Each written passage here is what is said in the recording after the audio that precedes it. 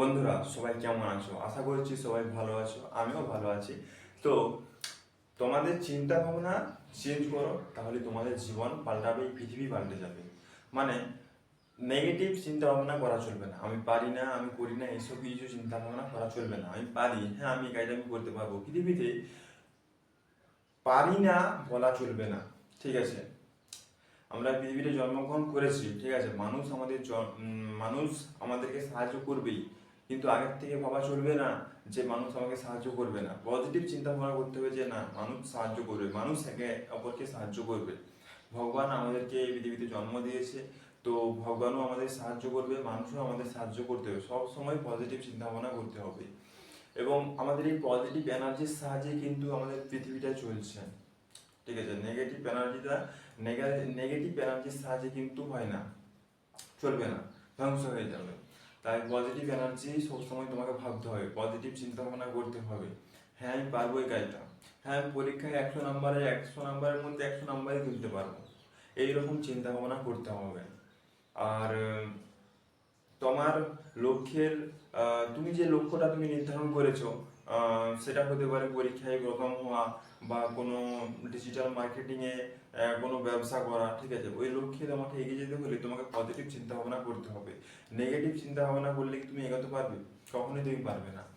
Positive চিন্তা ভাবনা করো, তাহলেই দেখবে তুমি এগিয়ে যেতে পারছো এবং লাইফে অনেকটা গ্রো করতে পারছো, ঠিক আছে?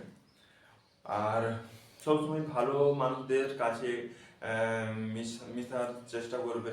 মানে তুমি যেরকম মানুষ হতে চাও, আর কি যেরকম প্রফেশনাল ব্যক্তি হতে চাও, সেরকম মানুষদের সাথে তুমি যোগাযোগ স্থাপন করবে এবং তাদের সাথে মেলামেশা করবে, ঠিক আছে?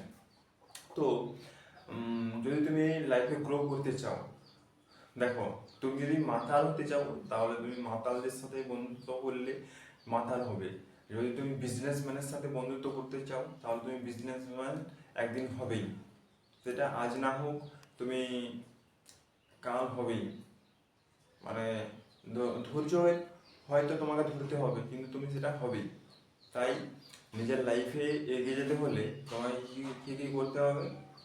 ওই স্ট্র্যাটেজি ফলো করতে হবে, পজিটিভ চিন্তা ভাবনা করতে হবে, এবং প্রত্যেকটা জিনিসের একটা স্ট্র্যাটেজি আছে, সেই স্ট্র্যাটেজি অনুযায়ী তোমাকে ফলো করে যেতে হবে।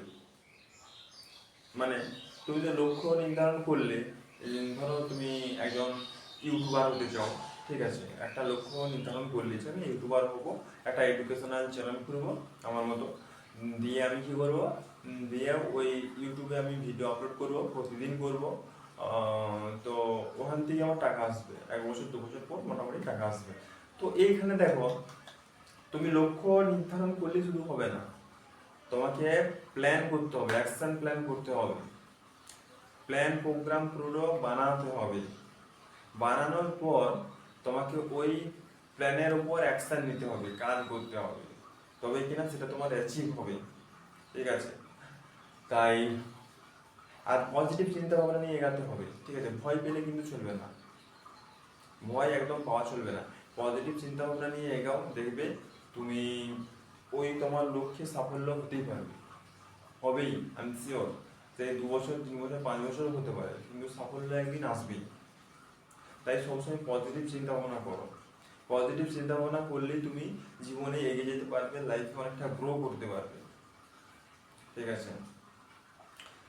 আর মোটিভেট তো হতেই হবে, নিজেকে মোটিভেট হতে হবে, তবে তুমি পজিটিভলি থাকতে পারবে।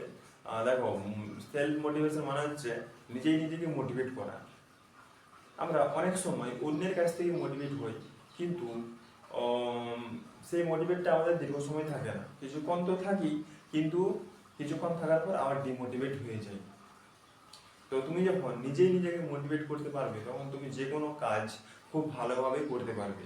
তাই নিজেকে মোটিভেট করো তোমার কাজেতে, তাহলে তোমার সাফল্য আসবে, ঠিক আছে?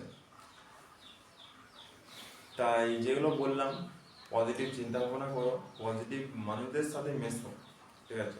পজিটিভ চিন্তা ভাবনা তুমি তখনই করতে পারবে যখন তুমি পজিটিভ চিন্তা ভাবনা, মানে পজিটিভ চিন্তা ভাবনা মানুষদের সাথে মিশতে পারবে, ঠিক আছে?